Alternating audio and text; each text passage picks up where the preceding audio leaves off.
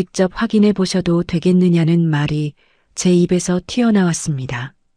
저보다 10살이나 어린 남자 앞에서 제가 무슨 짓을 하고 있는 건지 믿을 수가 없었어요. 숨이 턱 막히고 심장은 터질 듯 뛰어댔습니다. 47년을 살아오면서 단 한 번도 해본 적 없는 고백이었거든요.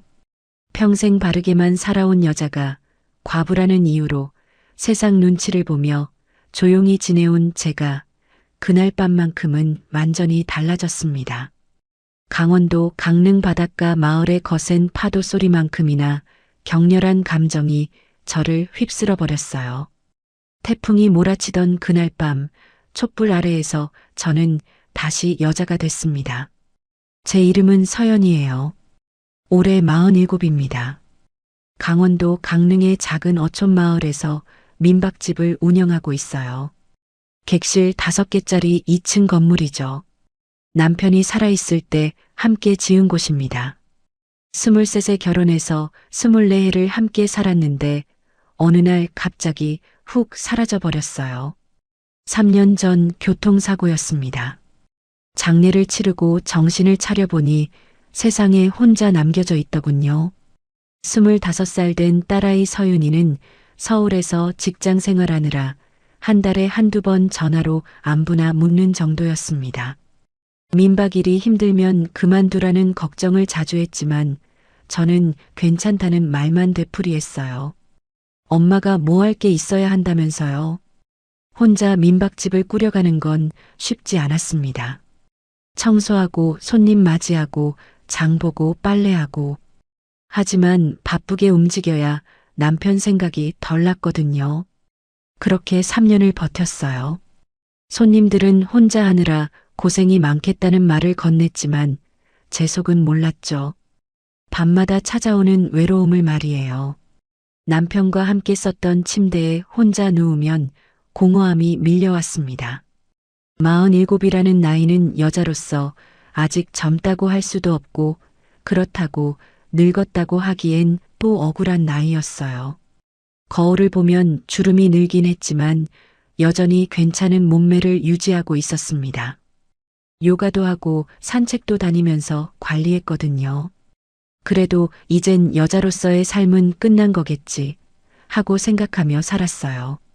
그런데 그 생각이 완전히 틀렸다는 걸 그날 알게 됐습니다. 7월 초 한여름이었어요. 성수기라 민박집은 거의 만실이었습니다. 그날도 예약이 꽉 차서 분주하게 준비하고 있었죠. 오후 3시쯤 체크인 시간에 한 남자 손님이 현관문을 열고 들어왔어요. 인사를 건네는 목소리부터 달랐습니다. 굵고 깊은 음성이었죠. 고개를 드는 순간 가슴이 철렁 내려앉았어요. 키 185cm는 되어 보이는 건칠한 체격, 단정한 반팔 셔츠 아래로 드러난 탄탄한 팔뚝. 얼굴은 어떻게 표현해야 할까요? 잘생겼다기보다는 남자다웠어요. 짙은 눈썹, 뚜렷한 이목구비, 가무잡잡한 피부. 예약하신 한지훈 고객님인지 확인하자 그렇다는 대답이 돌아왔습니다. 2층 오션뷰 객실에 일주일 예약이라고 안내했더니 휴가를 길게 냈다며 밝게 웃었어요. 웃는 모습이 또 매력적이었습니다. 나이는 37쯤 되어 보였어요. 저보다 한참 어렸죠. 짐을 들어주겠다는 제 말에 괜찮다는 반응과 함께 큰 캐리어를 가볍게 들어 올리더니 2층으로 올라갔습니다. 그 뒷모습을 보는데 뭔가 이상한 기분이 들었어요. 왜 자꾸 쳐다보게 되지? 혼자 뺨을 살짝 때렸습니다. 정신 차리라고, 서연이. 그날 저녁 다른 손님들은 외출하고 민박집엔 저와 한지훈 씨만 남았어요. 주방에서 설거지를 하고 있는데 그가 내려왔습니다. 근처에 마트가 있는지 궁금해하는 눈치였고 차로 10분 거리에 있다고 알려줬어요. 그런데 차가 없어서 대중교통으로 왔다며 난처해 하더군요. 마침 저도 장을 봐야 할 게 있었습니다. 제가 마트에 갈 예정이니 함께 가자는 제안을 했어요. 차로 데려다 드리겠다니 정말 괜찮은지 조심스럽게 물어보는 표정이었지만 저도 갈 길이라고 안심시켰습니다. 함께 차를 타고 마트로 향했어요. 좁은 차 안에서 한지훈 씨의 몸에서 은은한 비누 향이 났습니다. 혼자 민박집을 운영하는지 궁금해하는 눈치였고 남편이 3년 전에 세상을 떠났다고 담담하게 이야기했어요. 죄송하다는 말에 이젠 좀 익숙해졌다며 괜찮다고 했습니다. 쉽지 않으셨을 거라는 그의 목소리에는 진심 어린 위로가 담겨 있었어요. 마트에서 장을 보는 내내 한지훈 씨가 제 짐을 들어줬습니다. 본인이 들겠다며 나서더니 힘이 좀 있어서 괜찮다며 운동을 좀 했다는 설명과 함께 환하게 웃었어요. 무거운 쌀 포대까지 가볍게 들어올리는 걸 보니 저렇게까지 힘이 세구나 싶었습니다. 돌아오는 차 안에서 조금씩 대화가 이어졌어요. 무슨 일을 하는지 물으니 서울에서 인테리어 디자인 일을 한다는 답이 돌아왔습니다. 힘들겠다는 말에 익숙해서 괜찮다며 그래도 가끔은 이렇게 쉬어야 한다는 생각을 내비쳤어요. 강릉은 처음인지 궁금해하자 몇 번 와봤지만 이렇게 한적한 곳은 처음이라더군요. 여기가 조용해서 좋다니 딱 본인이 원하던 곳이라며 만족스러운 표정을 지었습니다. 그의 눈빛이 피곤해 보였어요. 뭔가 많이 지쳐있는 사람 같았죠. 민박집에 도착해서 짐을 내리는데 한지훈 씨가 저녁을 드셨는지 궁금해했습니다. 아직이라니 라면이라도 끓여드리겠다며 나서는 거예요. 아까 마트에서 라면을 샀으니 차비라고 생각하고 끓여드리고 싶다는 눈빛이었죠. 낯선 제안이었지만 거절할 수 없었어요. 그의 표정이 너무 순수해 보였거든요. 그날 밤 민박집 주방에서 함께 라면을 끓여 먹었습니다. 계란을 넣을지 물어보는 눈빛에 그럼 맛있겠다는 생각을 전했어요. 간단한 라면이었지만 이상하게 마음이 따뜻해졌습니다. 3년 만에 누군가와 함께 밥을 먹는 기분이었죠. 맛있다고 하니 본인의 라면 솜씨가 괜찮다며 뿌듯해하는 표정이었어요. 자연스럽게 대화가 오갔습니다. 여기서 얼마나 살았는지 궁금해하기에 23세 결혼하면서 강릉 왔으니 한 24년 됐다고 이야기했어요. 고향이 어디인지 물어보는 눈치에 부산이라고 그쪽 사투리가 아직도 가끔 나온다니 사투리가 좋다며 정겹다는 반응을 보였습니다. 그렇게 자연스럽게 서로의 이야기를 나눴어요. 그 다음 날부터 한지훈 씨는 매일 저를 도와주기 시작했습니다.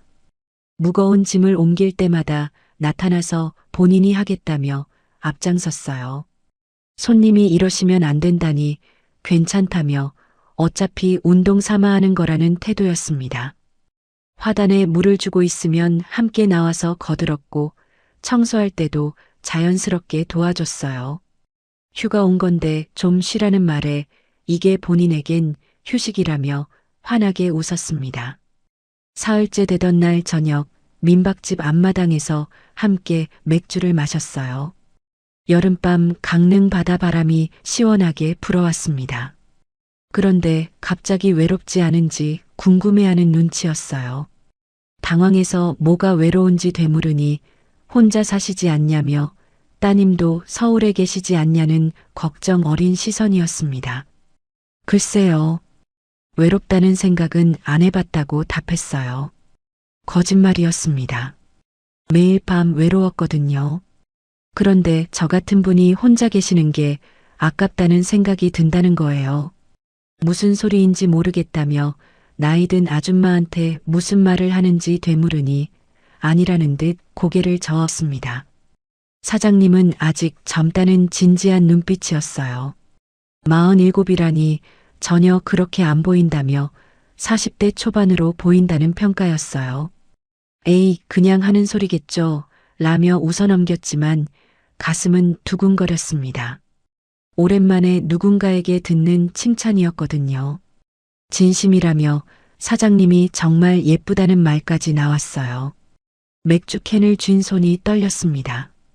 그럼 말하는 거 아니라니 왜 안 되냐는 반문이었어요.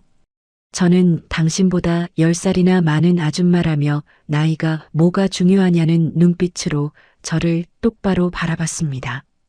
사장님한테 끌린다며 처음 봤을 때부터 심장이 터질 것 같았다는 고백이었어요. 술 취한 건 아닌지 궁금해하니 맥주 한 캔 마셨는데 무슨 취하냐며 웃는 표정이었습니다. 그럼 왜 이런 말을 하는지 물으니 솔직한 마음이라는 답이 돌아왔어요. 정적이 흘렀습니다. 강릉 밤하늘의 별들만 반짝이고 있었어요. 사장님도 본인한테 아무 감정이 없는지 궁금해하는 눈치였습니다. 말을 잇지 못하고 있자 관심이 없는지 거짓말하지 말라는 시선이었어요. 눈빛 보면 안다더군요. 들켰습니다. 사실 저도 한지훈 씨한테 자꾸 눈이 갔거든요. 근육질의 팔뚝, 땀 흘리며 일하는 모습, 환하게 웃는 얼굴. 모든 게 매력적이었어요. 하지만 인정할 수 없었습니다. 우리 이러면 안 된다는 말이 나왔어요. 왜 안 되는지 궁금해하기에 저는 민박집 사장이고 당신은 손님이라고, 게다가 나이 차이도 있다며 선을 그었습니다. 그런 게 뭐가 중요하냐며 한지훈 씨가 제 손을 잡았어요. 진심이라는 눈빛이었습니다. 뿌리치려고 했지만 힘이 들어가지 않았어요. 오히려 그 손의 온기가 좋았습니다. 얼마나 오랜만에 느껴보는 남자의 체온인가요? 제발 이러지 말라는 제 말에 오늘 밤만이라도 함께하고 싶다는 간절한 눈빛이었어요. 안 된다며 겨우 손을 빼냈습니다. 들어가겠다며 지훈 씨도 들어가서 쉬라는 말을 남기고는 허겁지겁 방으로 돌아왔어요. 문을 닫고 등을 기댔습니다. 심장이 미친 듯이 뛰었어요. 왜 이러는 거야, 서연이. 정신 차려. 혼잣말을 했지만 정신을 차릴 수가 없었습니다. 한지훈 씨의 눈빛, 목소리, 손의 온기. 모든 게 생생했거든요. 그날 밤 잠을 이룰 수 없었어요. 다음 날 아침은 어색했습니다. 한지훈 씨와 마주치는 게 두려워서 일찍 나가 청소를 시작했어요. 하지만 피할 수는 없었죠. 뒤에서 사장님 하고 부르는 목소리에 깜짝 놀랐습니다. 잘 잤는지 물으니 어젯밤 죄송하다며 본인이 실례를 했다는 미안한 표정이었어요. 취한 것도 아닌데 그랬다며 고개를 숙였습니다. 잘못이 아니니 다 잊자는 말을 전했어요. 하지만 잊을 수 있을까요? 며칠간 서로 조심스럽게 거리를 뒀습니다. 그런데 일주일째 되던 날 태풍 예보가 떴어요. 손님들에게 내일 태풍이 오니 외출을 자제하고 객실에 계시라고 안내했습니다. 다른 손님들은 체크아웃하고 떠났지만 한지훈 씨는 남았어요. 위험할 수도 있으니 서울로 돌아가시는 게 어떻냐고 물으니 괜찮다며 여기 있고 싶다는 의사를 밝혔습니다. 그날 밤 태풍이 강릉을 강타했어요. 바람이 미친 듯이 몰아쳤고 빗소리가 요란했습니다. 민박집은 덜컥거렸어요. 전기가 나가버렸습니다. 촛불을 켜고 1층 거실에 있는데 한지훈 씨가 내려왔어요. 괜찮은지 걱정하는 눈빛에 네네, 괜찮다고 답했습니다. 태풍은 자주 와서 익숙하다니 무섭지 않은지 궁금해하는 표정이었어요. 글쎄요. 혼자 있을 땐 좀 무섭다고 솔직하게 털어놓았습니다. 같이 있어주겠다며 제 옆에 앉았어요. 촛불빛에 비친 그의 얼굴, 그림자가 드리워져 더 남자답게 보였습니다. 고백할 게 있다는 진지한 눈빛이었어요. 무엇인지 궁금해하자 사실 이혼했다는 이야기를 꺼냈습니다. 3개월 전에 이혼했다며 힘들게 털어놓았어요. 그랬구나, 라고만 답했습니다. 아내가 본인한테 만족하지 못했다며 씁쓸한 목소리로 말했습니다. 무슨 의미인지 궁금해하자 본인의 신체적 특징 때문에 아내가 부담스러워했다는 고백이었어요. 그래서 관계를 피했고 결국 이혼까지 갔다며 본인 잘못이라는 자책이 묻어났습니다. 한지훈 씨의 눈에 고통이 서려 있었어요. 그래서 여자가 두렵다며 또 상처 줄까봐 두렵다는 속내를 드러냈습니다. 제 입에서 믿을 수 없는 말이 나왔습니다. 얼마나 그런지 궁금하다는 솔직한 마음이었어요. 단지 궁금해서라고 물어봤습니다. 태풍 소리만 요란했습니다. 한지훈 씨가 저를 빤히 쳐다봤어요. 정말 궁금한지 확인하는 눈빛에 대답 대신 고개를 끄덕였습니다. 더 이상 참을 수가 없었어요. 3년간 억눌렀던 욕망이 터져나왔습니다. 보여드릴 수 있는지 조심스럽게 물어보는 표정에 천천히 고개를 끄덕였어요. 그리고 그가 자신의 고민을 보여줬습니다. 촛불빛 아래에서 세상에 숨이 막혔어요. 전 남편과는 비교도 안 되는 차이에 놀라움이 밀려왔습니다. 이게 진짜 사람의 것일까? 전신에 전율이 흘렀어요. 무섭지 않은지 걱정하는 눈빛이 아니라는 답을 건넸습니다. 제 목소리가 떨렸어요. 놀랍긴 한데 무섭진 않다고 했습니다. 오히려 궁금했어요. 저게 과연 어떤 느낌일까? 확인해봐도 되는지 용기 내어 물었습니다. 한지훈 씨의 눈이 흔들렸어요. 진심인지 확인하는 표정에 고개를 끄덕였습니다. 더 이상 망설일 이유가 없었어요. 둘만 남은 민박집, 태풍이 몰아치는 밤, 아무도 모를 이 순간. 저는 한지훈 씨에게 다가갔습니다. 그리고 손을 뻗었어요. 아, 놀라움과 동시에 호기심이 채워지는 순간이었습니다. 정말 이런 게 있구나. 한지훈 씨가 제 손을 잡았어요. 아프면 언제든 말해달라는 당부였습니다. 그날 밤 태풍보다 더 거센 폭풍이 제 안에서 몰아쳤어요. 처음엔 정말 놀랐습니다. 이럴 수가. 부담스러울 정도로 컸지만 한지훈 씨는 조심스러웠어요. 괜찮은지 계속 확인하는 배려에 아니라며 계속해도 된다는 허락을 했습니다. 생각보다 제 몸이 잘 받아들였어요. 아니, 오히려 완벽했습니다. 이제까지 난 뭘 한 거지? 전 남편과의 밤들이 얼마나 시시했는지 깨달았어요. 진짜 여자가 느껴야 할 걸 이제야 알게 된 거예요. 정말 괜찮은지 거듭 걱정하는 눈빛에 좋다는 솔직한 감정을 전했습니다. 태풍이 지나간 새벽, 우리는 서로를 껴안고 있었어요. 후회하지 않는지 묻는 시선에 전혀 후회하지 않는다며 본인도 이렇게 행복한 건 처음이라는 고백이 이어졌습니다. 그날 이후 우리의 관계는 완전히 바뀌었어요. 한지훈 씨는 예약을 연장했습니다. 일주일 더 있겠다는 의사였어요. 정말인지 물으니 여기가 너무 좋아서라며 환하게 웃었습니다. 다른 손님들 눈을 피해 밤마다 만났어요. 손님들이 모두 잠든 새벽 2시 한지훈 씨의 방으로 조용히 올라갔습니다. 기다렸다는 듯이 맞이하는 따뜻한 품이었어요. 매일 밤이 특별했습니다. 한지훈 씨는 놀라울 정도로 체력이 좋았어요. 피곤하지 않은지 물으면 전혀 피곤하지 않다며 사장님이랑 있으면 힘이 난다는 대답이었습니다. 고맙다는 말에 본인이 더 고맙다는 눈빛이었어요.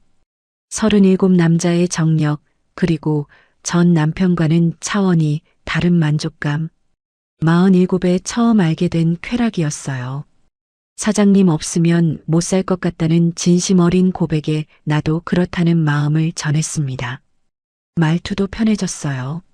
나이 차이 같은 건 중요하지 않았습니다. 한 달이 지났습니다. 한지훈 씨는 계속 예약을 연장했어요. 회사는 괜찮은지 궁금해하니 휴직 신청을 했다며 당분간 여기 있고 싶다는 의사였습니다. 정말인지 물으니 사장님 곁에 있고 싶다며 계속 있고 싶다는 진심을 전했어요. 낮에는 민박집 일을 함께 했습니다. 손님들은 우리를 연인으로 생각했죠. 사장님, 남자친구 잘생겼다며 농담을 건넸고 아니라며 그냥 장기 투숙객이라고 설명했지만 분위기 보면 안다며 웃는 반응이었어요. 부끄럽지만 나쁘지 않았습니다. 밤에는 더 가까워졌어요. 한지훈 씨의 몸을 탐험하듯 만졌습니다. 단단한 가슴, 탄탄한 허벅지.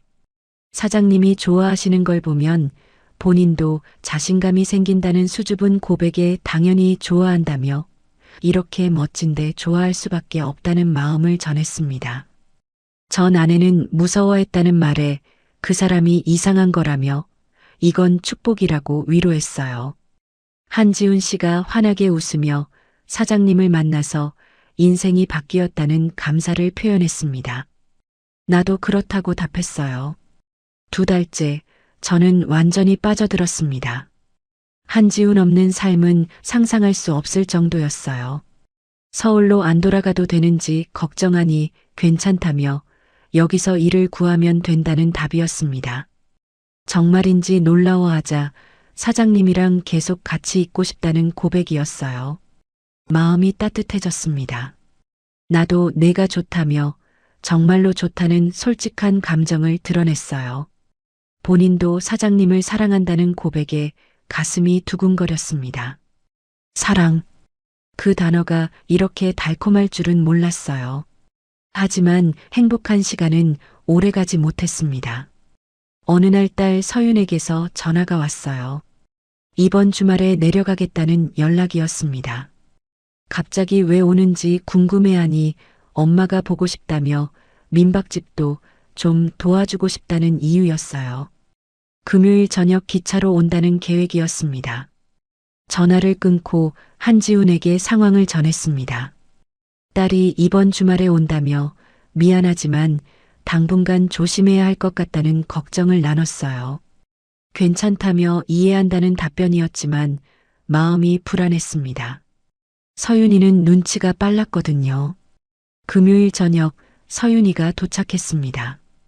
반갑게 맞이하며 많이 바빴는지 혼자 힘들었지 않은지 걱정하는 표정이었어요. 아니라며 괜찮다고 안심시켰습니다. 요즘은 손님도 적당하고 괜찮다는 말을 전했어요. 서윤이가 민박집을 둘러보더니 물었습니다. 여기 장기 투숙객이 있는지 궁금해하는 눈치였어요. 응, 왜 그러냐니 2층에 남자 신발이 있던데 그것도 꽤 오래된 것 같다는 관찰이었습니다. 가슴이 철렁했어요. 아, 그건 한 달째 계시는 손님이라며 서울에서 휴직하고 요양 겸 계시는 분이라고 설명했습니다. 그렇구나. 나이 드신 분인지 궁금해하기에 아니라며 37이라는 나이를 알려줬어요. 서윤의 눈빛이 날카로워졌습니다. 나이도 한창인 남자가 왜 한 달씩 여기 있는지 의아해하는 표정이었어요. 일 때문에 스트레스 받아서 쉬러 왔다는 설명을 덧붙였지만 서윤은 뭔가 의심하는 눈치였습니다. 저녁 식사 준비를 하는데 한지훈이 내려왔어요. 사장님 저녁 드실 하다가 계단 중간에서 멈칫했습니다. 서윤을 본 거예요. 서로 인사를 나눴고 서윤이 한지훈을 위아래로 훑어봤습니다. 그리고 저를 쳐다봤어요.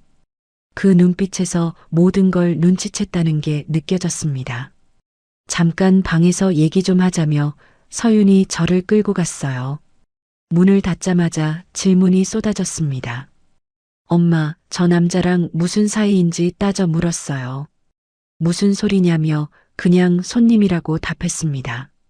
거짓말하지 말라며 엄마 표정 보면 다 안다는 날카로운 지적이었어요. 할 말을 잃었습니다. 딸 앞에서 어떻게 인정할 수 있겠어요. 엄마가 저 남자 좋아하는 거 맞지? 라며 다그쳤습니다. 정신 차리라며 저 남자는 엄마보다 10살은 어리지 않냐는 현실적인 지적이었어요. 그게 뭐가 중요한지 반문했더니 중요하다며 사람들이 뭐라고 하겠냐는 걱정이었습니다. 과부가 젊은 남자 꼬셔서 사귄다고 수군거릴 거라는 냉정한 현실이었어요. 그럼 말하지 말라는 제 말에 목소리가 떨렸습니다. 엄마도 외롭다는 건 안다며 아빠 돌아가시고 힘들었던 거 본인도 안다는 이해를 표했어요. 근데 하필이면 저런 젊은 남자를 사귀냐며 한숨을 쉬는 딸의 모습이었습니다. 지훈이는 좋은 사람이라는 변명에 벌써 이름까지 편하게 부르냐며 놀라는 반응이었어요.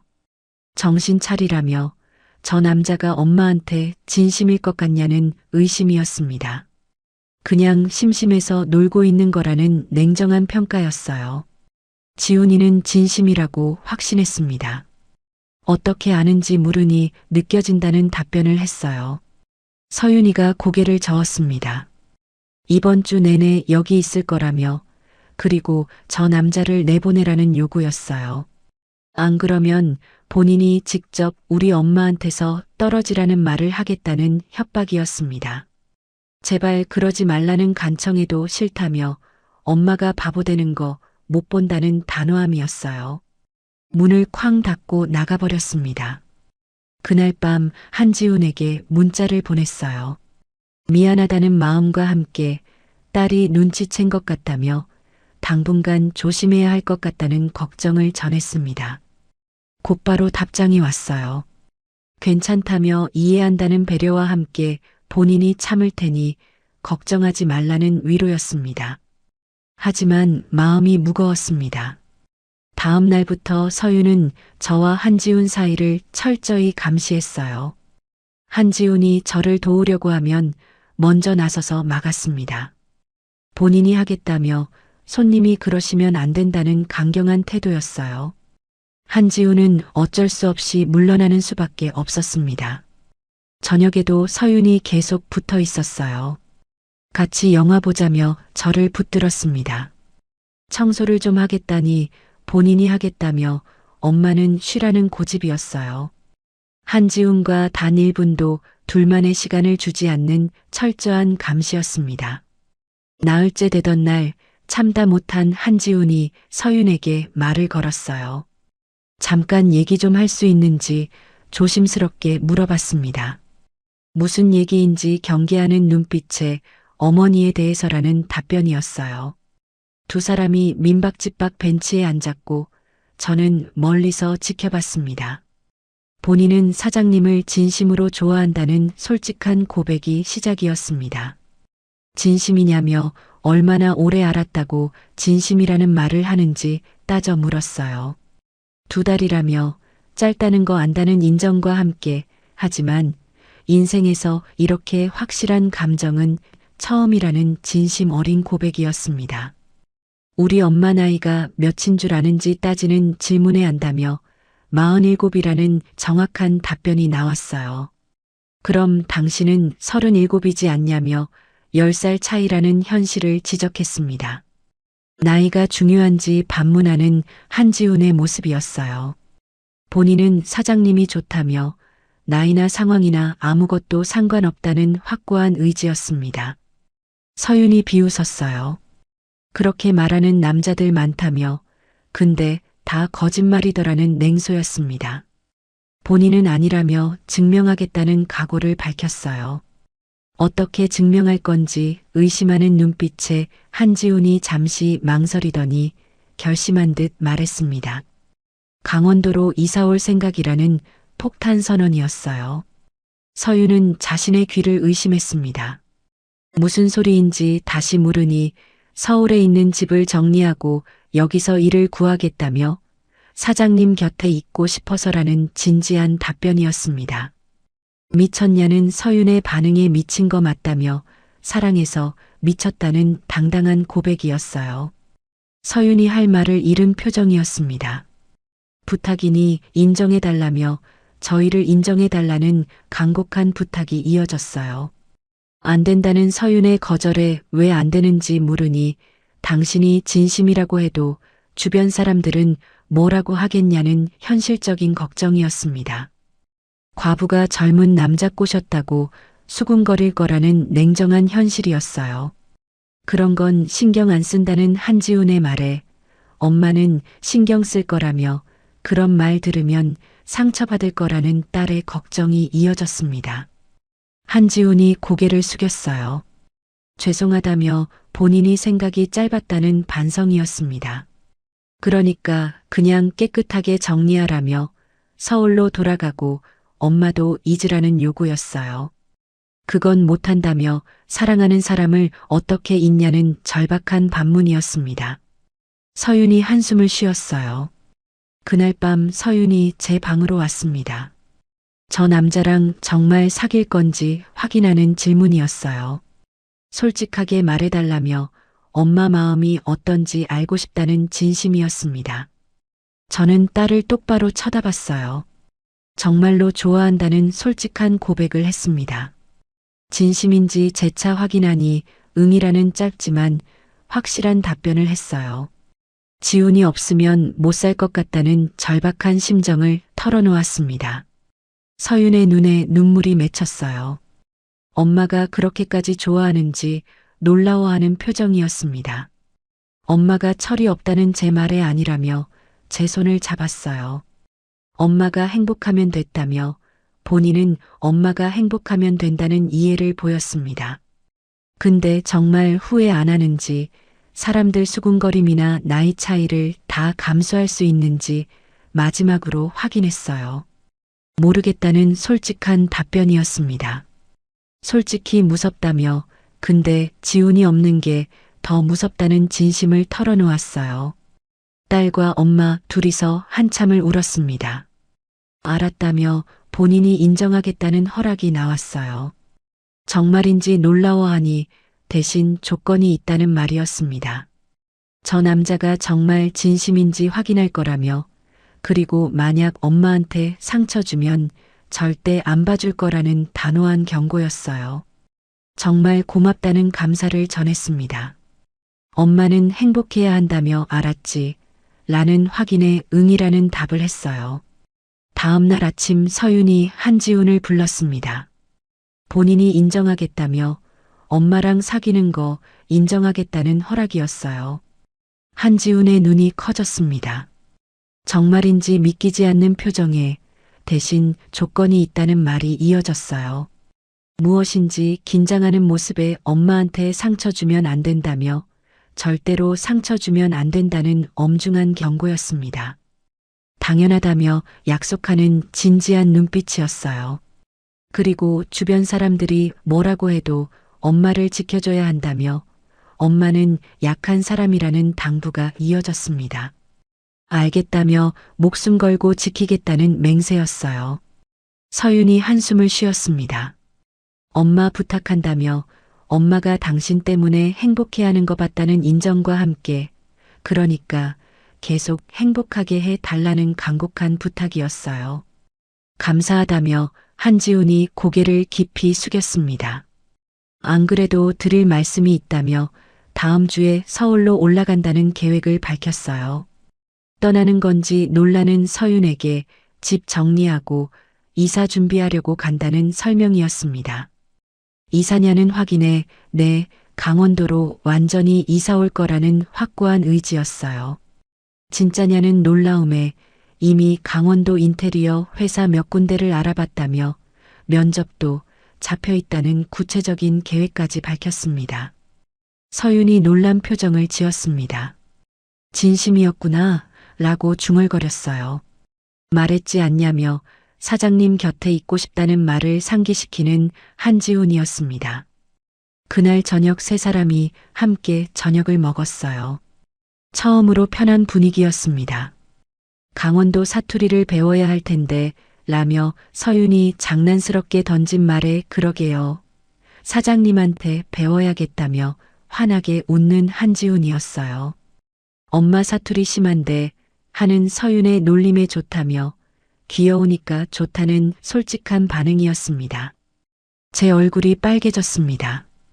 엄마 부끄러워하네 라며 서윤이 즐거워하는 모습이었어요. 밥을 먹으면서 자연스럽게 이야기꽃이 피었습니다.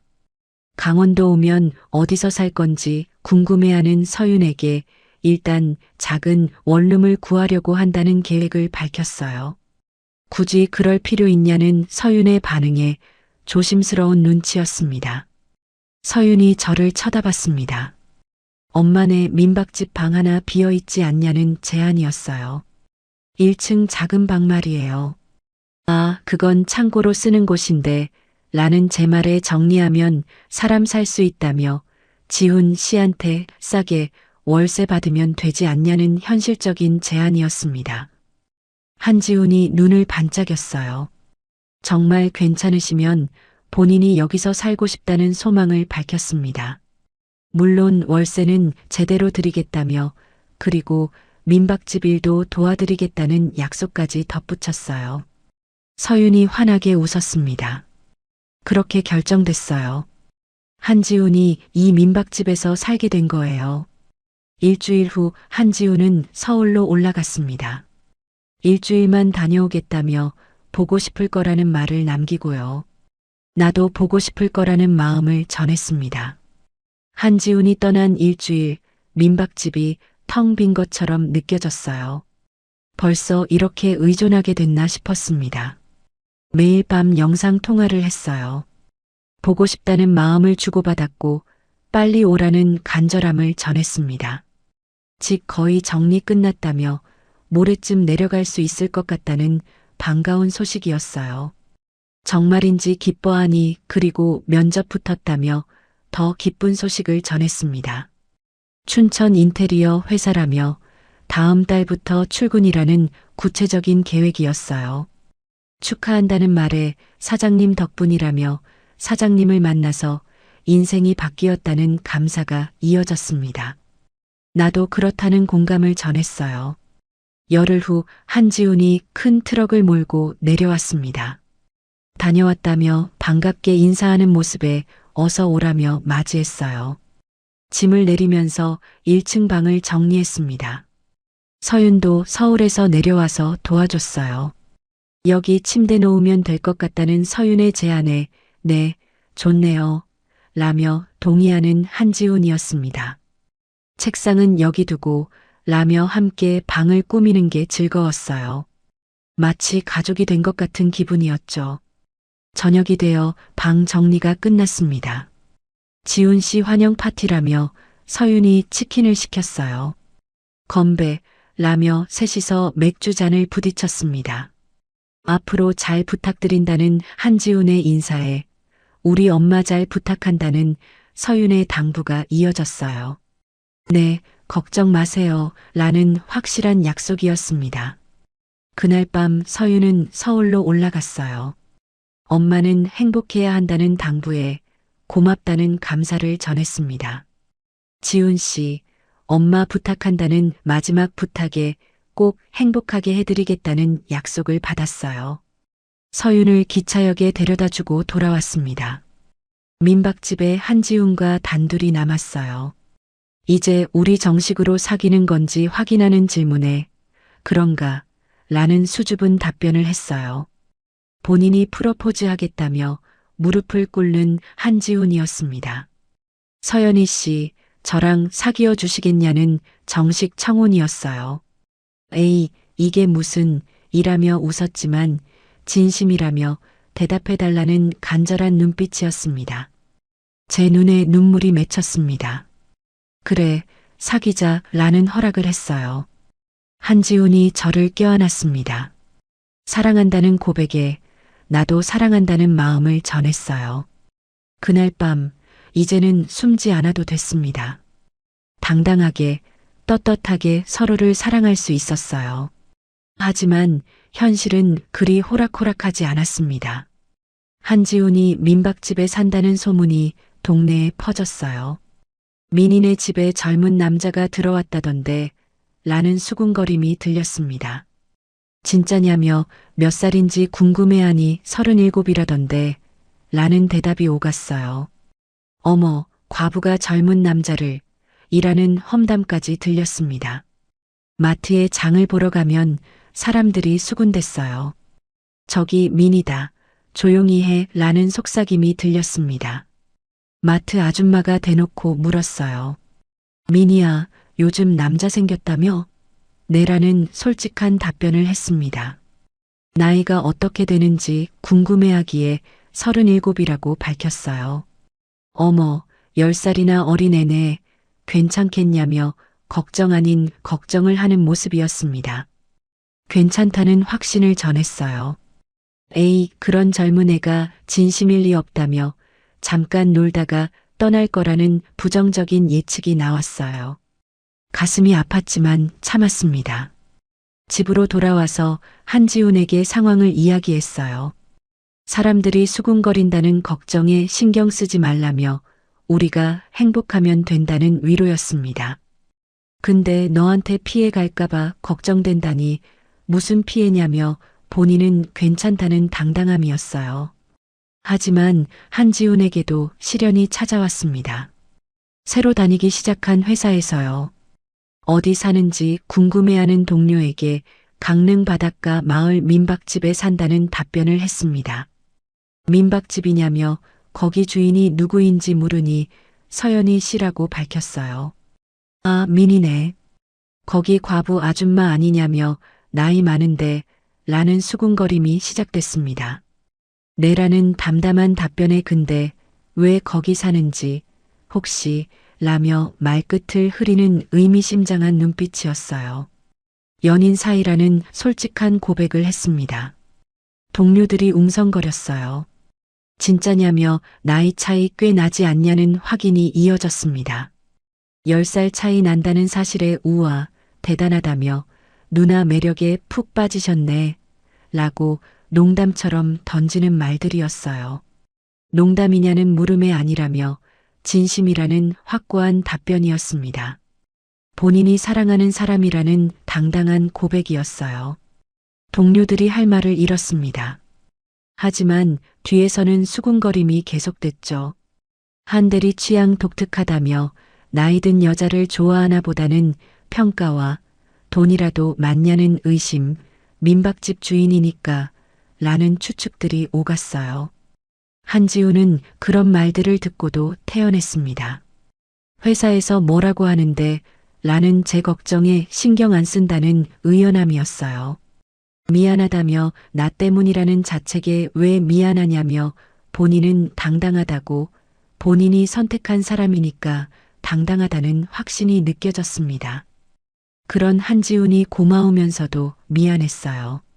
어느 날 동네 이장님이 민박집으로 찾아왔습니다. 민이야, 잠깐 얘기 좀 하자는 심각한 표정이었어요. 네, 이장님, 이라는 긴장된 답변을 했습니다. 그 소문 들었다며 젊은 남자랑 사귄다는 확인이었어요. 네라는 솔직한 고백을 했습니다. 민이야, 내 처지를 생각해보라며 그렇게 경망스럽게 굴면 어떻게 하냐는 꾸짖음이었어요. 경망스럽다니. 나이도 한참 어린 남자를 집에 들이고 동네 사람들이 뭐라고 하겠냐는 걱정 어린 충고였습니다. 이장님, 저희 진심으로 사귀는 거예요. 라는 해명을 했습니다. 진심이냐며 그 나이 차이에 무슨 진심이냐는 의심과 그 남자가 너한테서 뭘 바라고 그러겠냐는 부정적인 시각이었어요. 그런 말씀하지 마시라는 부탁에 널 위해서 하는 소리라며 정신 차리라는 충고와 나중에 후회한다는 예언 같은 말이 이어졌어요. 이장님이 돌아간 후 한참을 울었습니다. 한지훈이 안아줬어요. 울지 말라는 위로였습니다. 미안하다며 내가 이런 소리까지 들으면서 라는 자책에 괜찮다며 본인은 강하다는 격려였습니다. 근데 나는 약하다는 솔직한 고백에 본인이 지켜드리겠다며 걱정하지 말라는 든든한 약속이었어요. 하지만 세상의 시선은 생각보다 냉혹했습니다. 손님들도 수군거렸어요. 저 젊은 남자가 사장님 남자친구래요. 진짜 나이 차이 많이 나 보이는데 돈 때문 아닐까요? 에이, 설마 라는 뒷말들이 들렸습니다. 심지어 악플까지 달렸어요. 민박집 리뷰예요. 사장님이 젊은 남자랑 노는 게 보기 좋지 않았다며 좀 자제하셨으면 한다는 불쾌한 내용이었습니다. 나이 차이 나는 연애 보니 불편했다는 리뷰도 있었어요. 리뷰를 보고 가슴이 무너졌습니다. 우리 그만하자며 너한테 피해가 너무 많이 간다는 포기의 말이 나왔어요. 그런 소리 하지 말라며 한지훈이 제 손을 꽉 잡았습니다. 본인은 사장님 없으면 못 산다며 진짜로 그렇다는 절박함이 느껴졌어요. 근데 사람들이 라는 걱정에 사람들이 뭐라고 하든 상관없다는 확고한 의지였습니다. 본인 인생이라며 본인이 선택한 사람과 살 거라는 다짐과 함께 사장님도 포기하지 말라는 격려였어요. 우리 이겨내자며 함께 이겨내자는 단호한 약속이었습니다. 한지훈의 눈빛이 진지했습니다. 그 눈을 보니 힘이 났어요. 그래, 우리 이겨내자, 함께 라는 다짐을 했습니다. 계절이 바뀌어 가을이 왔습니다. 한지훈과 사귄 지 6개월이 흘렀어요. 세상의 시선은 여전했지만 우리는 단단해졌습니다. 일상이 편안해졌어요. 아침에 함께 일어나 커피를 마셨고 낮에는 민박집 일을 함께 했습니다. 저녁에는 함께 저녁을 만들어 먹었어요. 평범하지만 행복한 일상이었습니다. 그리고 1년 후 우리는 결혼식을 올렸어요. 작은 웨딩홀에서 소박하게 치렀습니다. 하객은 많지 않았어요. 서윤, 마을 사람들, 회사 동료들이 왔습니다. 하지만 모두가 진심으로 축하해줬어요. 축하한다며 이장님이 인사했습니다. 감사하다는 답례를 했어요. 처음엔 걱정했는데 지훈이가 진짜 괜찮은 사람이더라며 행복하라는 축복이 이어졌습니다. 서윤이 제 손을 잡았습니다. 엄마 예쁘다는 칭찬에 그치? 엄마 웨딩드레스 어때? 최고라며 지훈 씨도 잘생겼다는 평가가 나왔습니다. 한지훈은 턱시도를 입고 서 있었어요. 정말 멋있었습니다. 신부 입장하겠다는 안내와 함께 음악이 흘렀습니다. 제가 버질로드를 걸었어요. 서윤이 제 팔을 잡아줬습니다. 엄마 행복해야 돼 라는 속삭임에 응, 고마워 감사를 전했어요. 한지훈이 저를 보고 미소 지었습니다. 눈물이 글썽한 표정이었죠. 식이 시작됐어요. 신랑 한지훈 씨, 신부 서연희 씨를 평생 사랑하고 아끼겠습니까? 네, 그렇게 하겠습니다. 라는 확실한 서약이 들렸습니다. 신부 서연희 씨, 신랑 한지훈 씨를 평생 사랑하고 아끼겠습니까? 네라는 답변을 했어요. 목소리가 떨렸습니다. 그럼 이제 반지를 교환하시기 바랍니다. 안내에 따라 서로의 손에 반지를 끼워줬어요. 이제 키스하셔도 좋습니다. 라는 허락에 한지훈이 베일을 올렸습니다. 그리고 키스했어요. 하객들의 박수 소리가 울려 퍼졌습니다. 축하한다며 행복하라며 축복하는 목소리들이 쏟아졌어요. 오늘 제가 들려드린 이야기는 누구에게도 말하지 못했던 제 인생을 송두리째 바꿔놓은 한여름 밤의 고백이었습니다. 47에 시작된 사랑이었어요.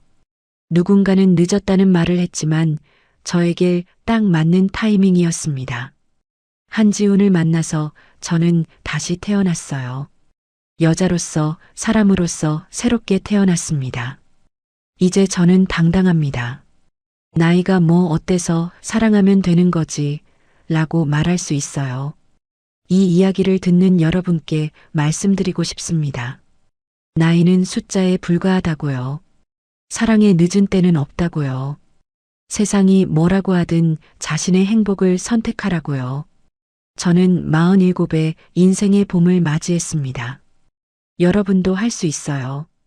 나이에 상관없이 언제든 진정한 사랑은 찾아옵니다. 그리고 그 사랑을 지키는 건 여러분의 용기에 달려 있어요.